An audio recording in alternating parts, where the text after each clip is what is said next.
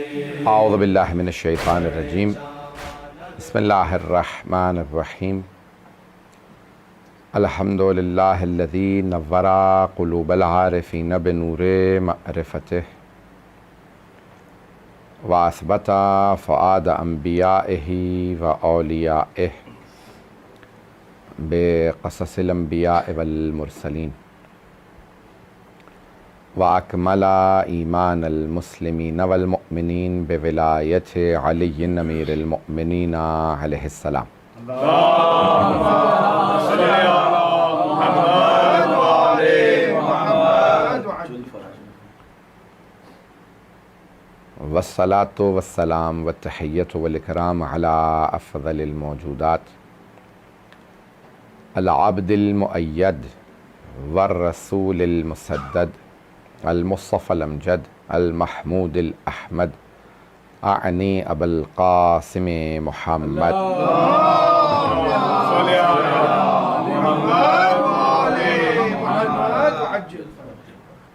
وعلى روحه ونفسه وسهره ووسيه سيد الأتقياء والأصفياء مولى الموالي إمام المتقين علي بن أبي طالب.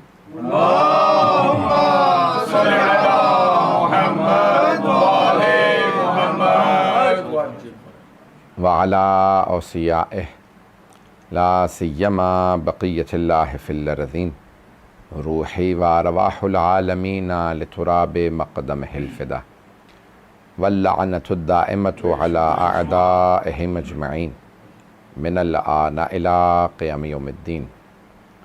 اما بعد فقد قال الله الحكيم في كتابه الكريم بسم الله الرحمن الرحيم ادعوني استجب لكم صدق الله العلي العظيم. صلوات. اللهم صل على محمد وعلى محمد.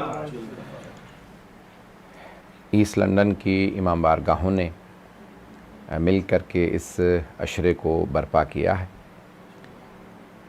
جو 1442 ہجری کا عشرہ اولی محرم الحرام ہے.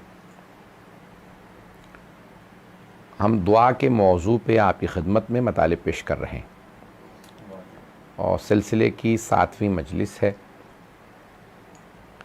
دعا ایک ایسا موضوع ہے کہ جو ہر آدمی سے مربوط ہے اور ہر انسان کی زندگی کے اندر اس دعا کا اثر ہے. کئی مرتبہ انسان کی نفسیات پہ دعا کا اثر ہوتا ہے. انسان پریشان بھی ہو تو دعا مانگنے سے پریشانی دور ہو جاتی ہے. ایک تو دعا کا اثر ہے، دوسرے خود مانگنے کا اثر ہے. تھوڑی سی توجہ، مانگنے کا بھی تو اپنا ایک اثر ہے نا، کیونکہ جب آپ مانگ رہے ہوتے ہیں تو انسان جب بات کرتا ہے نا کسی سے تو دیکھتا ہے میں مخاطب کس سے ہوں، اگر اس بات کو پہنچا پاؤں. دیکھیں، دو چیزوں کا خزانہ ہمارے پاس ہے جو عالم اسلام میں کسی اور مکتب کے پاس نہیں. دیکھیں، قرآن سب کے پاس ہے، احادیث سب کے پاس ہے، لیکن دو چیزیں صرف اہل بیت کے ماننے والوں کے پاس ہیں. ایک کثرت سے دعائیں اور دوسرے کثرت سے زیارات. کسی اور مکتب کے پاس نہ اتنی دعائیں ہیں نہ اتنی زیارات. اچھا، حدیث میں بھی معصوم کے مقام کی عظمت کا اندازہ ہوتا ہے، لیکن انہوں نے حدیث یا خطبہ کہا ہوتا ہے لوگوں کے معیار کو دیکھ کر کے. لیکن دو چیزوں سے ان کی عظمت کا پورا اندازہ ہوتا ہے، ایک دعا اور دوسرے زیارت. تھوڑی سی توجہ. دیکھیں، حدیث میں وہ اپنے حساب سے بات کر رہے ہیں لیکن مجمع کو مد نظر رکھتے ہوئے خطبہ دے رہے ہیں، لیکن جب دعا مانگ رہے ہوتے ہیں تو خالق سے مانگ رہے ہوتے ہیں،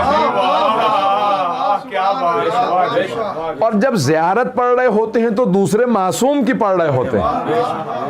تو اب دعا اور زیارت میں پڑھنے والے بھی معصوم، دعا جس سے مانگ رہے ہیں وہ خالق، یا زیارت پڑھ رہے ہیں تو وہ معصوم. پتہ نہیں لوگ ہیں یا نہیں. اب یا چلیں میں الفاظ پلٹ کے کہہ دیتا ہوں، تو جو دعا پڑھنے والا یا زیارت پڑھنے والا ہے نہ اس میں کوئی کمی ہے، اور جن سے پڑھ رہے ہیں جن کی دعا یا جن کی زیارت ان میں بھی کوئی کمی نہیں. تو ائمہ کے عروج کا اندازہ ان کی دعاؤں سے اور زیارات سے ہوتا ہے. تو بس جانے گرام ہمارے پاس دعاؤں کے مختلف مجموعے ہیں. میں نے اس دن بھی چند کتابوں کے نام لیے تھے، کل بھی اور گزشتہ دنوں میں. تو شیخ بہاؤالدین عاملی کی مفتاح الفلاح، جس میں بے انتہا دعائیں، اور عرفان کی کتابوں کے اندر مفتاح الفلاح بہت بڑی کتاب، اس کے بعد ہے اقبال الاعمال. اگلی کتاب کا نام ہے اقبال الاعمال. یہ ہے سید ابن طاؤس کی کتاب.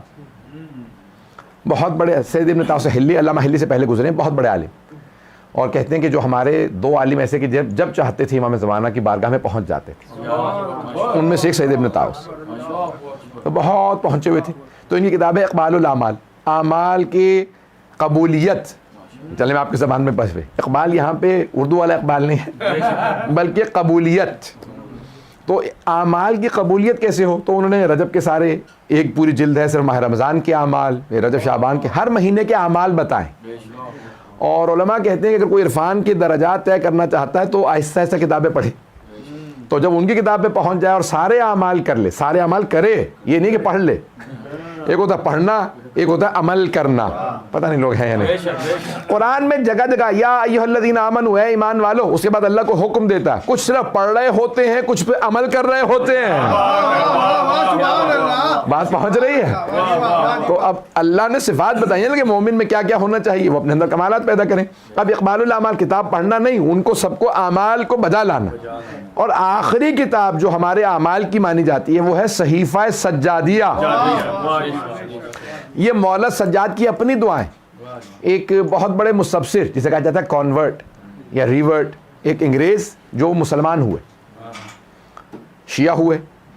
تو میں نے ان سے کہا کہ بھئی شیعہ ہونے کا سبب کیسے آپ شیعہ ہو گئے؟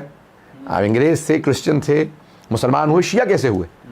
تو کہنے لگے کہ جب میں نے اہل بیت کی دعائیں پڑھی نا تو میں نے اندازہ یہ لگایا کہ اگر میں کسی آدمی سے کہوں تمہیں 5 سال مہلت دی جاتی ہے پی ایچ ڈی کے لیے، آخر میں سند دی جائے گی پی ایچ ڈی کی، 5 سال ٹائم ہے، وظیفہ بھی ملے گا، آرام اور سکون سے بیٹھ کے ایک ایسی دعا لکھ دو جو ائمہ نے مانگی. پتہ نہیں لوگ ہیں یا نہیں. کوئی سوچ کے لکھنا چاہے تو نہیں لکھ سکتا. جو امام سجاد نے یا ائمہ اہل بیت نے فی البدیہہ دعائیں مانگی. پتہ نہیں فی البدیہہ کی اصطلاح سمجھتے ہیں نا حضرات؟ فی البدیہہ یعنی سوچے سمجھے نہیں، آن the spot. On the spot. مثال کے طور پہ کسی نے، میں اس کو سمجھا دوں تھوڑا سا، فی البدیہہ کو سمجھانے کے لیے مجھے تھوڑا سا ٹائم چاہیے.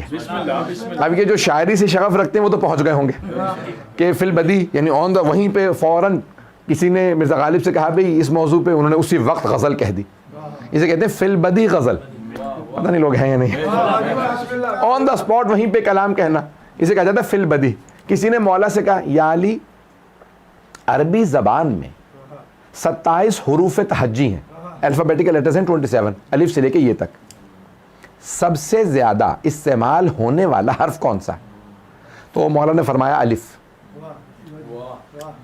اب وہ یہ سوچ رہا تھا بھئی یہ کہیں گے میں ذرا سوچ لوں، سارے الفاظ ذہن میں لاؤں تو پھر بتاؤں گا. تو مولا نے آن دا اسپاٹ وہیں پہ فی البدیہہ کہا الف. کہا اچھا یا علی، سب سے زیادہ جو لفظ حرف استعمال ہوتا ہے وہ الف ہے. مولا نے کہا یا علی آپ سوچ کے آرام سے سکون سے ایک ایسا خطبہ مجھے لکھ کے دے سکتے ہیں جس میں الف نہ آئے؟ مولا نے کہا ابھی سن.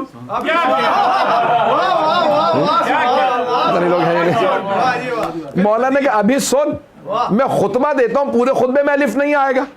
اب وہ حیران و پریشان کھڑا سننے لگا کہ سب سے زیادہ استعمال ہونے والا حرف ہے الف. مولا نے پورا خطبہ دیا، آج تک مشہور ہے خطبہ بدون الف. پورے خطبے میں الف نہیں آیا. پتہ نہیں لوگ ہیں یا نہیں. ارے جو سوچ کے بتائیں، پوچھ کے بتائیں، اس سے پوچھیں، اس سے پوچھیں، کہیں سے جواب نہ ملے تو بیٹی سے پوچھیں.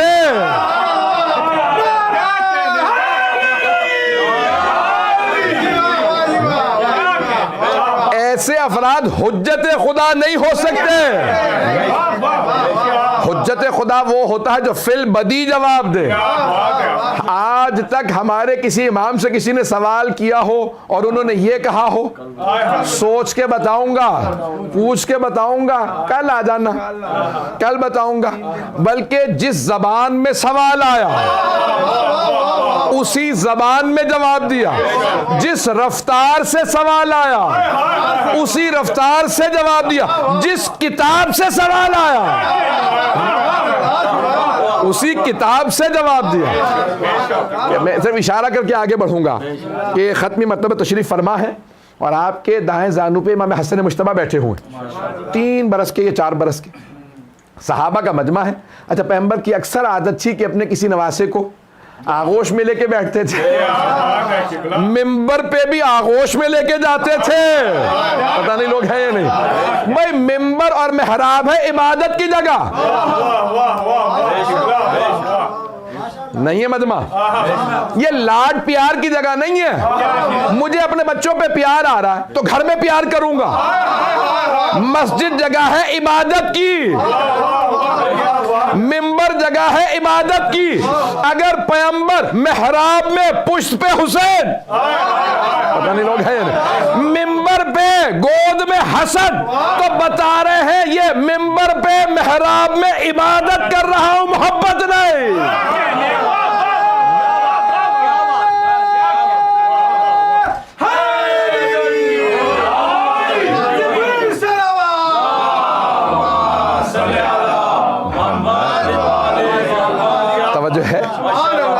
یہ پیغمبر امت کو عبادت سکھا رہے ہیں کہ یاد رکھنا عبادت کرو تو ایسی کرو. اب اگر پیغمبر کسی بیٹی کی تعظیم میں کھڑے ہو جائیں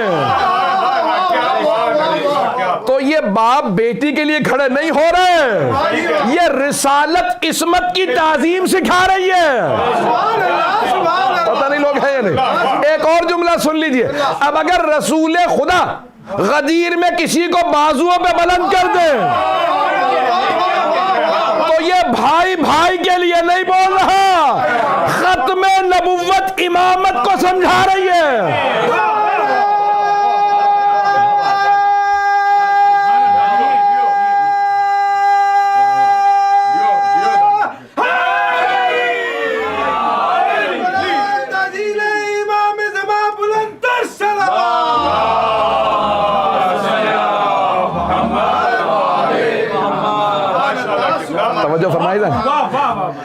اور فرمایا تھا جانے کی.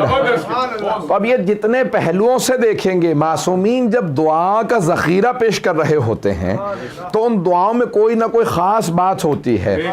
تو میں نے کہا نا کہ اوروں میں اور معصومین کی دعاؤں میں بڑا فرق ہے. بھئی اور کوئی مانگ رہا ہو اس کا مانگنا اور ہوگا, پتہ نہیں بات پہنچ رہی کہ نہیں, اور معصومین کی دعا کا اثر اور ہوگا. حتیٰ میں ایک جملہ یہاں پہ کہہ دوں, برا محسوس نہ کیجیے گا, ہم 14 سے انبیاء کا بھی مقابلہ نہیں کرتے. صحابہ کی تو بات ہی نہیں ہے.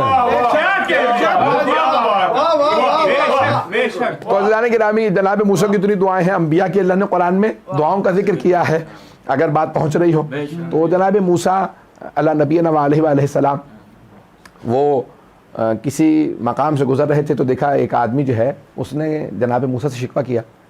یہ کیچوا کہتے ہیں, ورم انگلش میں کہتے ہیں, ارتھ ورمز جو کالے رنگ کا جو آدھے نا بارش ہوتی تو نکل آتا ہے, وہ مٹی کھاتا ہے. تو اس نے جناب موسیٰ سے کہا کہ اے کلیم اللہ, یہ کیچوا بنانے کی اللہ کو کیا ضرورت تھی؟ بے وجہ بارشوں میں نکل آتے ہیں جگہ جگہ پہ جو ہے یہ بشکل سے بدنما سے, کیا یہ اس نے سوچتے برائیاں سے کی. جناب موسیٰ کا تجھ میں اس میں زیادہ فرق نہیں ہے.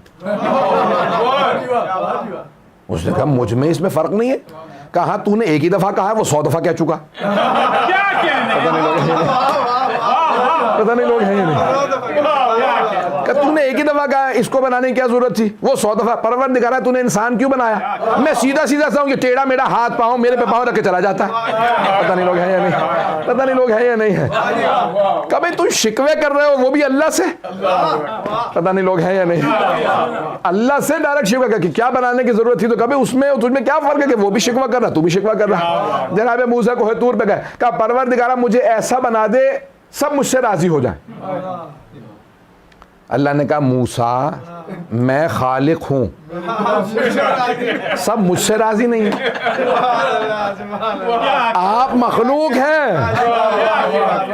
اے موسیٰ صبح سے شام تک شکوے شکوے سنتا ہوں, اللہ نے یہ نہیں دیا, وہ ہو گیا, یہ ہوا, کہ سارے مجھ سے شکوے کریں. کہ موسیٰ یہ کیسی بات آپ نے کر دی, کبھی ایسا نہیں ہو سکتا کہ سب راضی ہو جائیں, اس لیے سب کو راضی کرنے کی کوشش نہ کریں. پتہ نہیں لوگ ہیں یا نہیں, سب کو راضی کرنے کی کوشش نہ کریں, نہ سب رضی اللہ ہو سکتے ہیں اور نہ ہم سب کو راضی کر سکتے ہیں. یہ ممکن ہی نہیں ہے کہ سارے ہی رضی اللہ عنہ ہو. پتہ نہیں بات پہنچی یا نہیں پہنچی. تو عزیزان گرامی اس لیے بہت ضروری ہے کہ ہمیں پہچان ہو ہم کن کے راستے پہ ہیں. جو میں نے جو دعا کے عنوان سے پیش کیا ہے کہ معصوم کا کلام معصوم کا کلام ہوتا ہے. تو کتنے لوگوں کی دعائیں ہیں. تو اس نے کہا کہ میں اس لیے مسلمان ہوا, اس لیے شیعہ ہوا. اب ہے نا بات ذہن میں, ہاں سے میں کوشش کر رہا ہوں. اور کتنا اس نے کہا کہ میں سوچتا رہا, میں نے کہا اگر کسی کو کہا ہے پی ایچ ڈی ملے گی 5 سال کے وقت ہے, ایسی ایک دعا لکھ دو, تو سوچ کے نہیں لکھ سکتا. اور اگر کوئی فی البدی اسی وقت دعا مانگے, فی البدی سمجھا رہا تھا, فی البدی دعا مانگے, کبھی دعائے کمیل بن جائے, کبھی دعائیں مکارم الاخلاق بن جائے, پتہ نہیں لوگ ہیں یا نہیں ہے, کیسی کیسی دعائیں بن جائیں. اور کہا اچھا چلو سکون سے بیٹھ کے دعا مانگنا اور ہوتا ہے, اور اگر کوئی قید سلاسل میں ہو, قید میں ہو, پھپھیاں ساتھ میں ہو, اور جہاں زمین پہ بیٹھے ایسی ایسی دعائیں مانگے صحیفہ سجادیہ بن جائے. پتہ نہیں لوگ بات پہنچی کہ نہیں.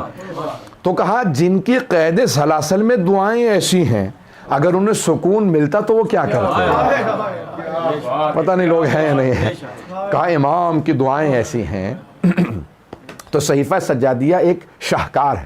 اچھا جب امام نے دعائیں مانگ لی نا, اچھا کیوں امام نے اتنی دعائیں مانگی, اور سے سنیے گا. مصائب سمجھ کے نہ, کیونکہ میں جانتا ہوں اس میں مصائب کا ایک ٹچ ہے, لیکن مصائب سمجھ کے نہیں, کیونکہ میں فضائل پیش کر رہا ہوں. آواز تو سب میری آ رہی ہے سب. تو اب امام علیہ السلام کو ایک مرتبہ یہ جو بنی امیہ تھے انہوں نے کہا پابندی لگا دو, یہ خطبے نہ دیں, یہ تبلیغ نہ کریں, یہ لوگوں کو خطبہ نہ دیں, کوئی بات نہ کریں. مولا سجاد خطبے دیتے تھے کوفہ شام کے بازاروں میں, تو انہوں نے کہا بھی پابندی لگا دو, یہ خطبہ نہ دیں, خطبہ نہیں دے سکتے, تبلیغ نہیں ہوگی, بات پہنچا نہیں سکیں گے. انہوں نے کہا بھی ٹھیک ہے, آپ آج کے بعد سے خطبہ نہیں دے سکتے. مولا نے کہا ٹھیک ہے, خطبے پہ پابندی لگا سکتے ہو, دعا پہ تو نہیں. پتہ نہیں لوگ ہیں یا نہیں.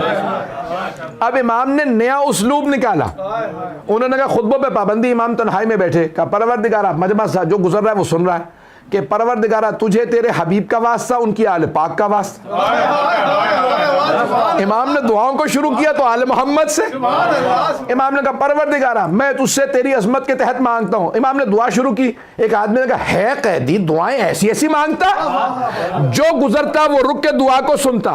اب سب کے سب سوچنے لگے کہ ارے یہ قید میں ایسی دعائیں مانگ رہے ہیں کہ امام کی دعاؤں میں تبلیغ تھی. پتہ نہیں لوگ ہیں یا نہیں. دعاؤں میں تبلیغ تھی, پابندیاں تھی تبلیغ پہ, امام نے دعا میں ایسی تبلیغ کی. پتہ نہیں لوگ ہیں یا نہیں ہے. دعاؤں میں امام نے ایسی تبلیغ کی, ایسے علم کو پہنچایا کہ لوگ سکون سے نہیں بات کر سکتے. میں صرف ایک اشارہ کروں گا. اب سے تقریباً 40-50 برس پہلے نیشنل جغرافیکل چینل جب نیا نیا میگزین شروع ہوا تو وہ دریافت کرنے لگے, انہوں نے کہا بھی سمندر بہت زیادہ گہرے ہیں, اور بعض جگہوں پہ اتنے گہرے ہیں کہ یہ جو زمین پہ اونچے اونچے پہاڑ ہیں نا, اس سے بھی زیادہ سمندر گہرا.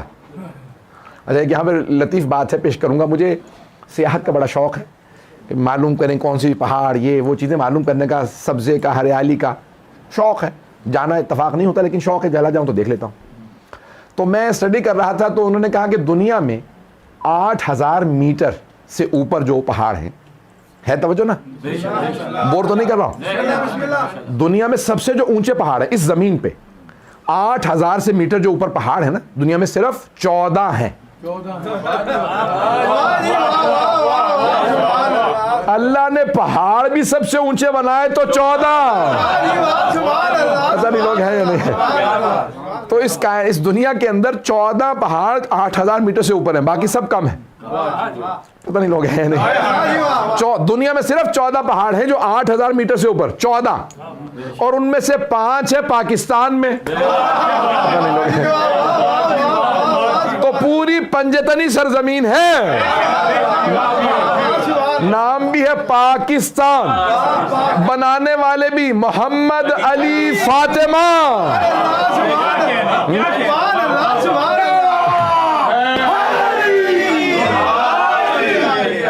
بنانے والے صرف محمد علی جناح نہیں ہے, ان کی بہن بھی ساتھ تھی. تو بنانے والے ہیں محمد علی فاطمہ, بنا بھی 14 اگست کو, اور سارے مورخین نے لکھا 14 اگست 1947 کو. 13 اگست گزری تو 12 بجے ایک مرتبہ سناٹا چھا گیا. 12 بجے سناٹا چھا گیا. اچانک آ کے کچھ دیر کے لیے ہم ریڈیو خاموش کر رہے ہیں, کیونکہ ٹی وی تو تھا نہیں, ریڈیو تھا.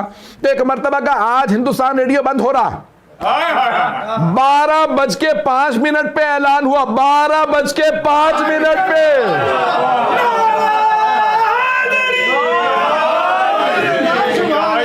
12:05 پہ 14 اگست کو اعلان ہوا کہ آج سے یہ ریڈیو پاکستان ہے. پتہ نہیں لوگ ہیں یا نہیں ہے. تو عزیزان گرامی, یہ بہت ایک نظام ہے. تو اب وہ جو جملہ پیش کر رہا تھا مجھے یاد ہے وہ کہاں سے, تو امام سجاد کی جو ہے وہ دعا کا میں پیش کر رہا تھا.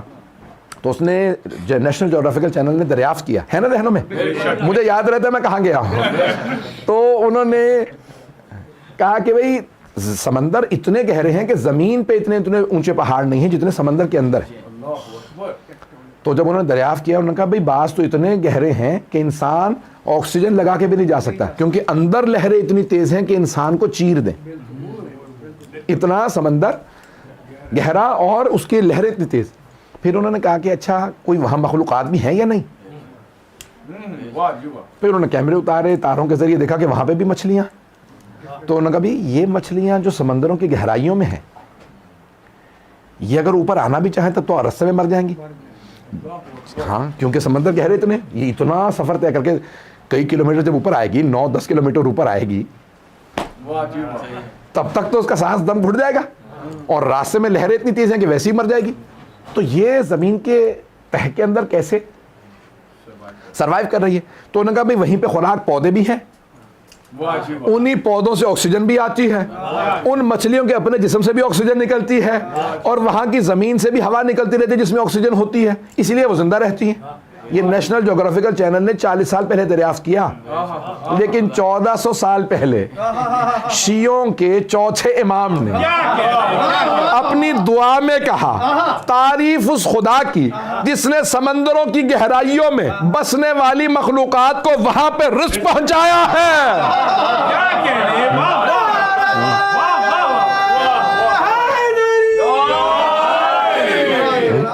اور فرما رہے ہیں عزیزان گرامی, ہماری دعاؤں کے مجموعوں میں ایسے ایسے جملے ہیں کہ آدمی یقین کر لیتا ہے کہ سوائے معصوم کے کوئی کہہ ہی نہیں سکتا. دعاؤں سے اندازہ ہوتا ہے ائمہ کی عظمت کیا ہے, ائمہ اہل بیت علیہ السلام کی عظمت کا دعاؤں سے ان کی اندازہ ہوتا ہے. اب امام نے کچھ ذرا ساری مخلوقات کے نقشے اگر سننا چاہیں, تھوڑا سا میں نے جو ہے علمی سائنٹیفک موضوع لے لیا. تو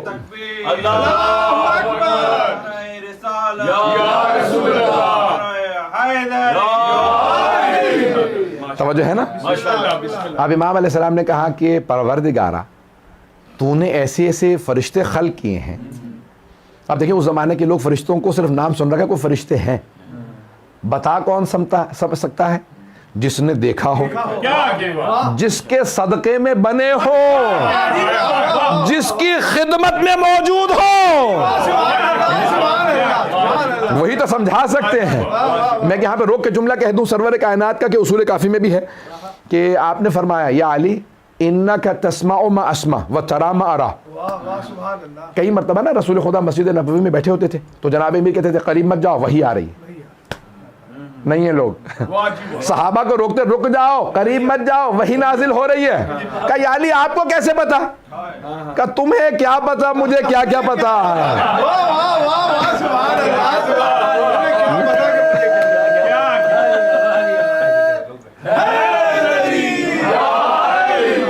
بات پہنچ رہی ہے؟ تو میں اپنے انداز سے ہی پیش کروں گا اگر سننا چاہیں گے. تو ایک مرتبہ کہا بھئی کیا یا رسول اللہ علی کئی مرتبہ روک دیتے قریب مت جاؤ وحی آ. کہا ہاں علی صحیح کہہ رہے ہیں. کہا یا رسول اللہ وحی آ رہی تھی؟ کہا ہاں. کہا ہمیں تو کچھ نظر نہیں آیا.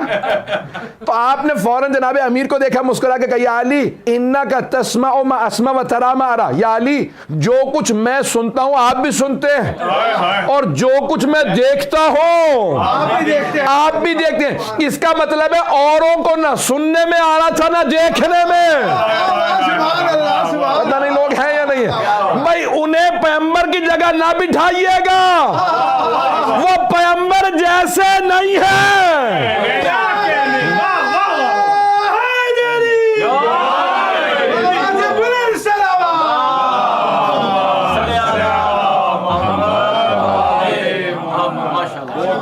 زیادہ تو نہیں ہو گیا؟ تو عزیزان گرامی پیغمبر خود فرما رہے ہیں کہ علی مجھ جیسے ہیں. امت کو نہیں کہا کہ کہنا کہ پتہ نہیں بات پہنچی ہے نہیں پہنچی. تو عزیزان گرامی اب یہ جناب امیر علیہ السلام وہ چیزیں دیکھ رہے ہیں. تو اب وہاں پہ مولا سجاد جب دعا میں کہہ رہے ہیں ان دعاؤں میں بڑی گہرائی ہے. تو مولا نے ہم ایک دعا ہے اس میں مولا نے فرشتوں کا پورا منظر کشی کی ہے.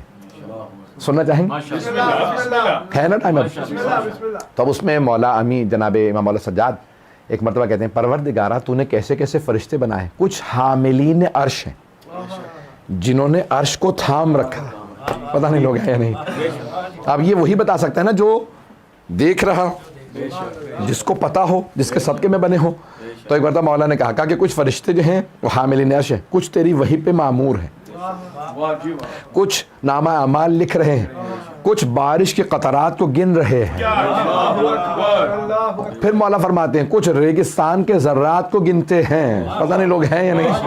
آندھی چلی تو کتنے ذرات چلے. پھر مولا فرماتے ہیں کہ ان میں سے کوئی خطا نہیں کرتا, ان میں سے ان فرشتوں میں سے کوئی خطا نہیں کرتا. بھائی فرشتے افضل ہیں یا انسان؟ انسان اشرف المخلوقات ہے. یا اشرف المخلوقات کہنا بند کر دو, یا پھر کہو ان انسانوں میں کوئی ایسا ہے جو حجت خدا ہے, جیسے وہ فرشتے بے خطا وہ ان سے بھی افضل ہے.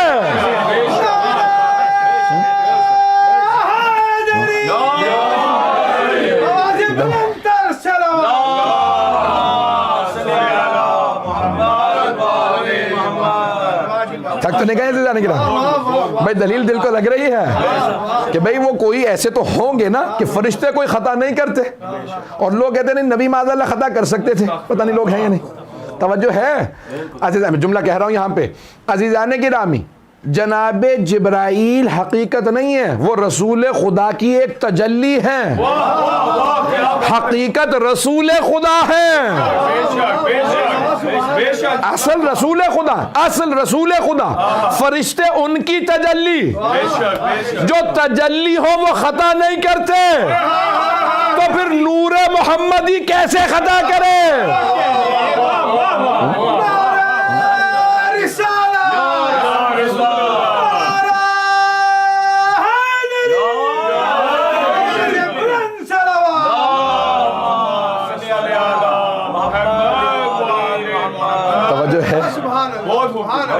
وہ فرشتے جو کسی پیغام میں خطا نہیں کرتے تو کیسے ممکن ہے جو ان کے بھی سردار ہوں؟ نہیں پہنچا سکا. چلے میں ایک روایت پڑھ دوں یہاں. کتاب کا نام ہے الانوار النعمانیہ. سید نعمت اللہ جزائری داماد ہیں علامہ محمد باقر مجلسی کے, اور یہ جو لکھنؤ کا بہت بڑا خاندان ہے علمی, مفتی سید محمد عباس صاحب کا, یہ شیعہ علماء میں لکھنؤ کے اندر بہت بڑا نام ہے. یہ سارے کے سارے پرنسپل ہیں, یہ انہی کی نسل سے ہیں سب. اور ایران میں بھی بہرحال کی پوری نسل میں سب علماء ہیں, ہندوستان میں ہوں یا ایران میں ہوں سب علماء ہیں. اور سید نعمت اللہ جزائری بہت بڑا نام ہے, علامہ مجلسی کے داماد تھے, اور ان کی کتابوں کے اندر لکھنے میں بہار الانوار وغیرہ میں انہوں نے مدد کی ہے. خود بہت کتابیں ان کی. تو ان کی 4 جلدوں میں کتاب ہے الانوار النعمانیہ. انوار, نور کی جمع انوار, 4 جلدیں ہیں. تو پہلی ہے نور محمدی,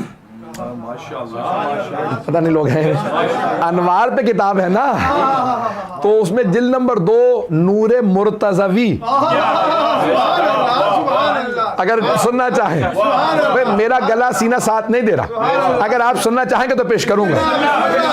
نور مرتضوی میں سید نعمت اللہ جزائری نے الانوار النعمانیہ میں لکھا نور مرتضوی، کہا کہ وحی نازل ہو رہی تھی، جناب جبرائیل رسول خدا کے سامنے قرآن پیش کر رہے تھے کہ اللہ نے یہ آیات بھیجی ہیں کہ اچانک ایک جوان کا نور گزرا، جناب جبرائیل رکے، تعظیماً کھڑے ہو گئے، جب وہ جوان گزر گیا پھر بیٹھے وحی کو جاری رکھا، دوسری مرتبہ جوان پلٹ کے واپس آیا، جناب جبرائیل نے وحی کو روکا، پھر تعظیماً کھڑے ہوئے، جب وہ جوان گزر گئے پھر بیٹھ کے وحی کو جاری رکھا۔ اب پیغمبر نے مسکرا کے کہا یا جبرائیل اتقوم لہذا الفتح، فتح تو سمجھتے ہیں لا فتح،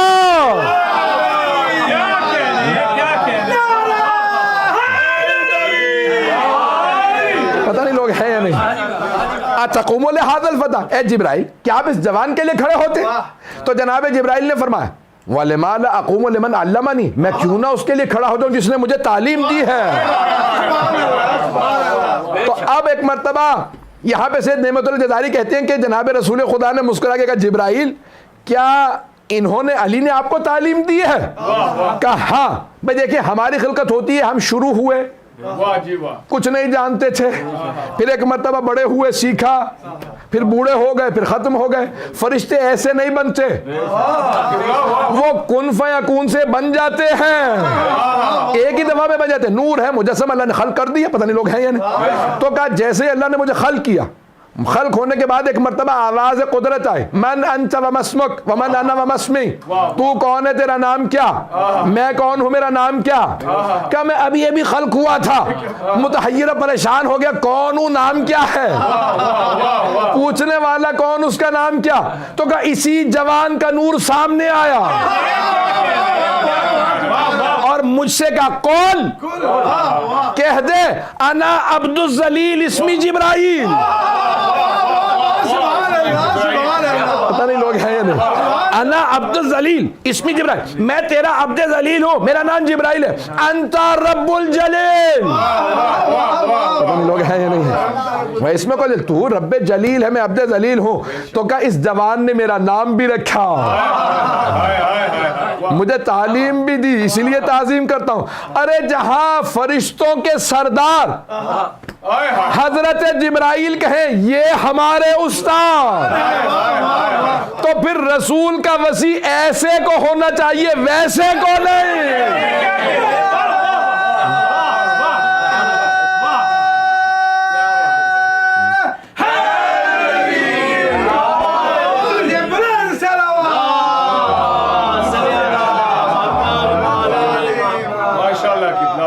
توجہ ہے جانے گرام، بس میں نے آپ کی زحمتوں کو تمام کیا، آپ نے غور فرمایا، تو عزیزان گرامی آپ کی محبتوں کی نظر کر رہا۔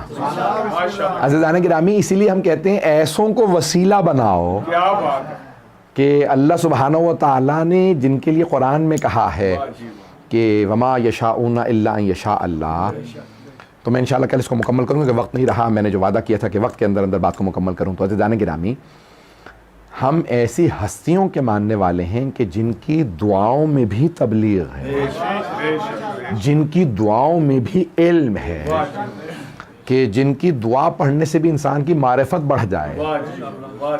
اگر کافر دعا کو پڑھے سید سجاد کی شیعہ ہو جائے۔ عزیزان گرامی دعاؤں میں ایسا اثر ہے، اور وہ مولا سجاد، میں پیش کر رہا ہوں جملوں کو۔ آپ دیکھتے ہیں دنیا میں اس وقت کیا نظام چل رہا ہے، ساری دنیا میں حالات خراب ہیں، کرونا وائرس پھیلا ہوا۔ یہ مجالس ہم بڑے پیمانے پہ اسی لیے نہیں کر پا رہے ہیں کہ پابندیاں ہیں، تو ہم چھوٹے پیمانے پہ مومنین جمع ہو کے مجالس کر رہے ہیں۔ یہ 1442 کا محرم، اس وبا سے ہم گزر رہے ہیں، دنیا کے حالات خراب، وبائیں پھیلی ہوئی ہیں، حکمران ایک ہی بات کہہ رہے ہیں ملک کے حالات خراب ہیں، ملک میں خانہ جنگی ہے، خزانے خالی ہیں، وبا پھیلی ہوئی ہے، ہم کچھ نہیں کر سکتے۔ ایسا ہی ہے عزیزان گرامی، ہر آدمی یہی کہہ رہا ہے کہ مالی حالات خراب ہیں، پریشان ہوں، کچھ نہیں کر سکتا۔ تو سارے دنیا کے حکمران ایک ہی بات کہتے ہیں میں کچھ نہیں کر سکتا، خزانے خالی، وبا پھیلی ہوئی، خانہ جنگی، ملک کے حالات خراب. اور اگر کوئی عصر عاشور میں امامت سنبھالے جہاں باپ کا لاشا تپتی ریت پہ پڑا ہو اور مولا کے اپنے گلے میں طوق ہو، پاؤں میں بیڑیاں ہوں، پھپھیوں کو قیدی بنا لیا گیا ہو، بہنوں اور بیٹیوں کو تماچے لگ رہے ہوں، اس حالت میں بھی مولا سجاد شکوہ کرتے نظر نہیں آتے. جانتے ہیں کیا کہتے نظر آتے ہیں؟ پروردگارا ہماری آخری قربانی قبول فرما. وہاں پہ بھی اللہ سے یہ کہتے نظر آتے ہیں ہماری قربانیاں قبول فرما. شکوہ کرتے نظر نہیں آتے پروردگارا کیوں تو نے آزمائش دی. نہیں، پروردگارا تو نے آزمائش دی تھی، ہم نے قربانیاں دے دی، تو ہماری قربانیاں قبول فرما دے. اللہ اکبر. میں جملے پڑھتا ہوں میرے رونگٹے کھڑے ہو جاتے ہیں. پھر جانتے کیا کہتے ہیں مولا؟ کہ پروردگارا ہم آل محمد تیرا کیسے شکر ادا کریں، تو نے ایسی آزمائشیں کسی کو نہیں دی جیسی ہمیں، اور ایسی عظمتیں کسی کو نہیں دی جیسی ہمیں. تو نے ہر آزمائش میں ہمیں کامیاب فرمایا. تیرے ملائکہ تک آ کے ہمیں چومتے ہمارے قدموں کو. یہ کیوں؟ کیونکہ اللہ بھی دیکھ رہا ہے نا کہ ایسا کسی نبی نے امتحان نہیں دیا جیسا آل محمد نے. آئیں ذرا میرے ساتھ چلیے گا. آج یہ 7 محرم کو پوری دنیا میں آپ عراق چلے جائیں، ایران چلے جائیں، لبنان چلے جائیں، شام چلے جائیں، ہندوستان، پاکستان، کہیں دنیا کے حصے میں چلے جائیں، کربلا، نجف، پوری دنیا میں 7 محرم کو جناب قاسم کی مجلسیں ہوتی ہیں. یہ ایک مظلوم باپ کے مظلوم بیٹے کی آج شہادت کو پڑھنا چاہوں گا. میں جانتا ہوں 7 محرم جب آ جاتی ہے نا تو لوگ رو رو کے تھک چکے ہوتے ہیں، اتنے دن گزر جاتے ہیں. لیکن بس آج میری اتنی درخواست ہے، آج کوئی رونے میں بخل نہ کرے. آج اس امام کو پرسہ دینا ہے. اگر دیکھ سکے نہیں تو آنکھیں بند کر لیجئے گا. جانتے ہیں کس باپ کو کس بیٹے کا پرسہ دینا ہے؟ سنیں گے؟ جس باپ کے کلیجے کے ٹکڑے باہر آ گئے تھے، باپ کے کلیجے کے ٹکڑے آئے اور بیٹے کا لاشا پامال ہو گیا. بیٹے کا لاشا پامال ہوا ہے، اس لیے آج کوئی رونے میں بخل نہ کرے. میں اب تفصیل میں نہیں جا سکتا، وقت نہیں رہا. میں بہت تیزی سے صرف شہادت پڑھوں گا، میں پوری تفصیل نہیں پڑھوں گا. آئیں ذرا کچھ دیر کے لیے میدان کربلا میں چلیں. جناب قاسم بڑے غیور تھے، غیرت مند تھے، علی کے پوتے تھے، حسن مجتبیٰ کے لال تھے. تو جناب قاسم نے ابھی مولا حسین شب عاشور فہرست پڑھ رہے ہیں، کل یہ بھی شہید ہوں گے، یہ بھی شہید ہوں گے. ابھی جناب قاسم کا نام نہیں آیا تھا. تو جانتے جناب قاسم نے کیا کیا؟ کہا چچا جان، امو جان، کیا شہداء کی فہرست میں میرا نام نہیں ہے؟ اتنے عاشق حسین ہیں، اتنا عشق مولا حسین سے. کہا چچا جان کیا میرا نام نہیں ہے شہداء کی فہرست میں؟ تو جناب سید الشہداء نے بس ایک ہی جملہ کہا، یا بنی قاسم، ہے میرے لخت جگر، ہے میرے لال قاسم، کیف الموت عندک، آپ کے نزدیک موت کیسی ہے؟ تو جانتے ہیں کیا کہا؟ کہ چچا جان اگر آپ پہ قربان ہونے کا نام موت ہے تو احلی من العسل، شہد سے زیادہ میٹھی ہے. حسین پہ قربان ہونا شہد سے زیادہ میٹھی ہے. یہ علماء کہتے ہیں علامت ہے جناب قاسم بالغ نہیں تھے، ابھی بچے تھے. بچوں کو میٹھا بڑا پسند ہوتا ہے، بچوں کو میٹھا پسند ہوتا ہے. تو جناب قاسم نے میٹھے کی مثال دی، چچا جان شہد سے بھی زیادہ میٹھی ہے، آپ پہ قربان ہونا شہد سے زیادہ میٹھا. تو کہا جناب قاسم سے جناب سید الشہداء نے کہا، قاسم آپ ہی کا نہیں، علی اصغر کا نام بھی شہداء میں ہے. بس یہ سننا تھا. غیرت علوی تھی، حسن مجتبیٰ کے لال تھے، برداشت نہیں کر سکے. کہا چچا جان کیا یہ اشقیاء خیموں میں آ جائیں گے؟ میری پھپھیاں خیموں میں. کہا نہیں میرے لال، میں علی اصغر کو ہاتھوں پہ لے جاؤں گا. بس بھی اجرکم اللہ. ابھی اجازت نہیں مل رہی. بار بار جناب قاسم آتے ہیں، چچا جان اجازت ہے؟ کہا نہیں میرے لال، میں جب بھی اپنے بھائی کو دیکھنا چاہتا ہوں آپ کو دیکھ لیتا ہوں. قاسم آپ میرے بھائی کے شبیہ ہیں، قاسم آپ میرے بھائی حسن کی شبیہ ہیں، میرے مرحوم بھائی کی نشانیاں. نہیں قاسم آپ کو اجازت نہیں. آپ جانتے ہیں نا اگر کسی بیوہ ماں کے سامنے یتیم بچہ رونے لگے تو بیوہ ماں سے برداشت نہیں ہوتا. رو کے ایک جملہ پیش کروں، اگر دیکھ سکے تو مجھے دیکھیے گا. بیوہ ماں سے یتیم بچے کا رونا برداشت نہیں ہوتا، اور اگر شام غریبہ میں کوئی یتیم بچی ماں کو روتی ہوئی دیکھ رہی ہو تو جناب رباب دیکھیں گی نا جناب زینب کو، بی بی میری بچی کو بچائیے، میرا دل کہتا ہے جناب زینب کہیں گی رباب مت دیکھو مجھے، میرا عباس نہیں رہا۔ اجرکم اللہ، اجرکم اللہ۔ میں دیکھ رہا ہوں ہر آنکھ میں آنسو ہے، بس بھئی 2 سے 4 منٹ کی زحمت دوں گا۔ تو ایک مرتبہ کسی بیوہ ماں کے کانوں میں بیٹے کے رونے کی آواز آئی۔ جانتے ہیں یہ بیوہ ماں کون ہے؟ جناب قاسم کی والدہ ہے۔ تو جانتے ہیں جناب قاسم کی والدہ نے کیا کہا؟ جناب ام فروا نے کہا جناب زینب سے، کہا بی بی یہ آواز مجھے میرے لال کی لگتی ہے، اس طرح سے قاسم روتا ہے۔ کہا کہ ہاں مجھے بھی قاسم کی آواز لگتی ہے۔ تو جناب ام فروا نے خیمے کا پردہ ہٹایا، جانتے ہیں کیا دیکھا؟ اگر دیکھ سکے تو میری طرف دیکھیے گا، دونوں گھٹنوں میں جناب قاسم نے سر رکھا تھا اور رو رہے تھے۔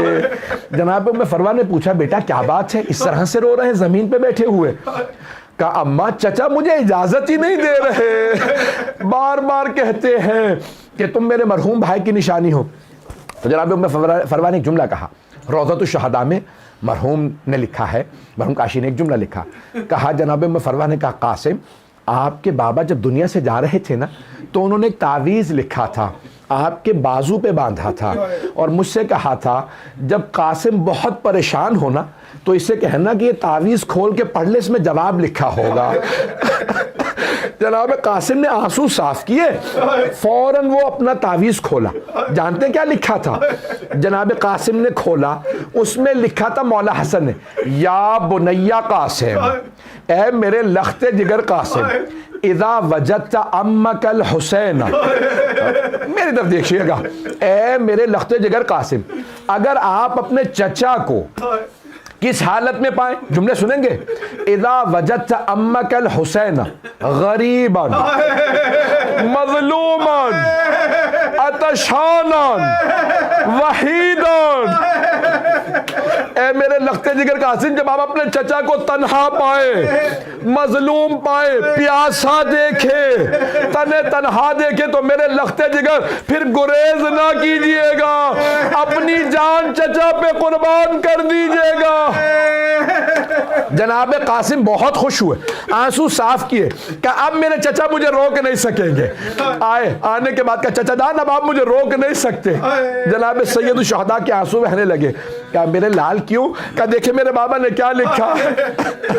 جانتے ہیں کیا کیا؟ مرحوم کاشی کہتے ہیں مولا حسین نے خط لیا مولا حسن کا، خط کو چوما، آنکھوں سے لگایا، اور ایک مرتبہ مدینے کا رخ کیا، رو کے کہا ہائے میرے بھائی آپ نے مجھے غربت میں یاد رکھا۔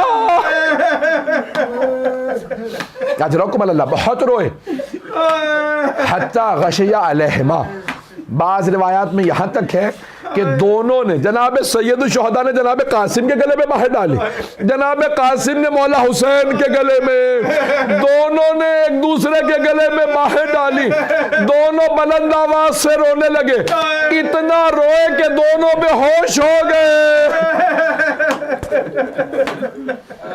پتہ نہیں شہادت پڑھوں نہ پڑھوں، پڑھ دوں یا روک دوں، 2 جملے پڑھ دوں، برداشت کر پائیں گے؟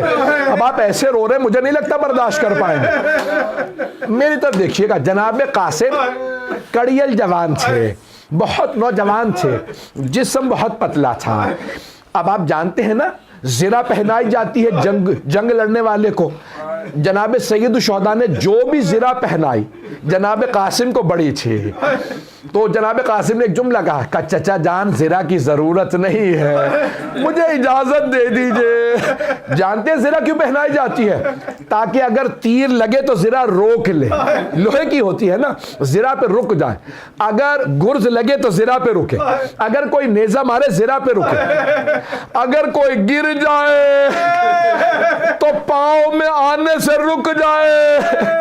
جناب قاسم نے کہا چچا جان مجھے بغیر زبا کے سوار، بغیر زرہ کے سوار کرا دے۔ مولا حسین نے سوار کرایا، میں پوری جنگ نہیں پڑھتا. ازرق نامی پہلوان تھا, اس کے 7 بیٹے تھے.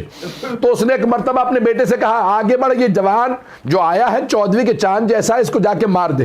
بیٹا آگے بڑھا, جناب قاسم, جیسے جناب قاسم کو جاتا دیکھا نا, مولا حسین نے کہا پروردگارا, دعا میرا موضوع ہے, مولا حسین کی دعا سن لے. کہا پروردگارا میرا قاسم بڑا پیاسا ہے.